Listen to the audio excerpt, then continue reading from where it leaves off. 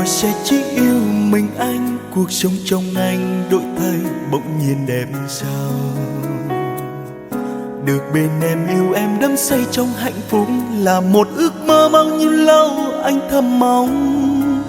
Vì mình sinh ra là dành cho nhau, tìm cả thế giới chẳng có ai yêu em bằng anh.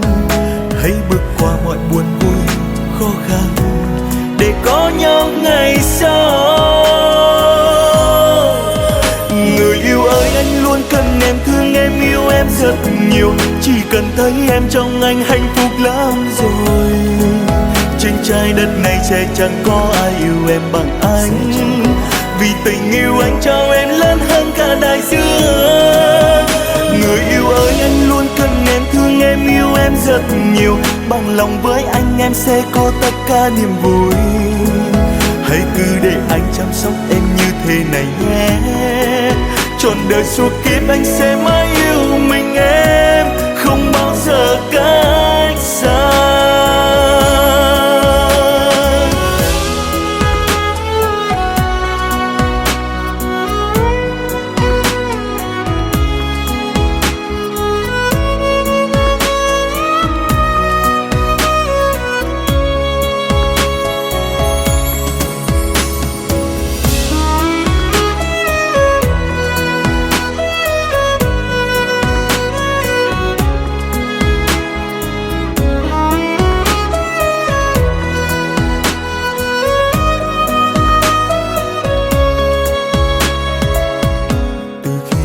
Sẽ chỉ yêu mình anh, cuộc sống trong anh đổi thay bỗng nhiên đẹp sao.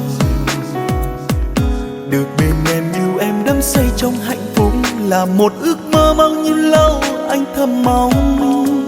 Vì mình sinh ra là dành cho nhau, tìm cả thế giới chẳng có ai yêu em bằng anh. Hãy bước qua mọi buồn vui khó khăn để có nhau ngày sau. Người yêu ơi, anh luôn cần em, thương em, yêu em rất nhiều. Chỉ cần thấy em trong anh hạnh phúc lắm rồi. Trên trái đất này sẽ chẳng có ai yêu em bằng anh. Vì tình yêu anh cho em lớn hơn cả đại dương. Người yêu ơi, anh luôn cần em, thương em, yêu em rất nhiều. Bằng lòng với anh em sẽ có tất cả niềm vui. Hãy cứ để anh chăm sóc em như thế này nhé. Trọn đời suốt kiếp anh sẽ mãi yêu mình em, không bao giờ cách xa. Người yêu ơi, anh luôn cần em, thương em, yêu em rất nhiều. Chỉ cần thấy em trong anh hạnh phúc lắm rồi. Trên trái đất này sẽ chẳng có ai yêu em bằng anh. Vì tình yêu anh cho em lớn hơn cả đại dương. Người yêu ơi, anh luôn cần em, thương